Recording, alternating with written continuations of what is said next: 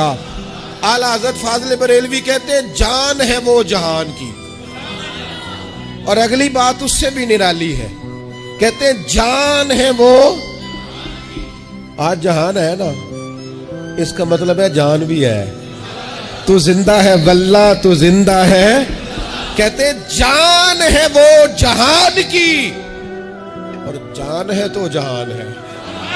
अगर जान है तो जहान है, करूं तेरे नाम पे जान फिदा।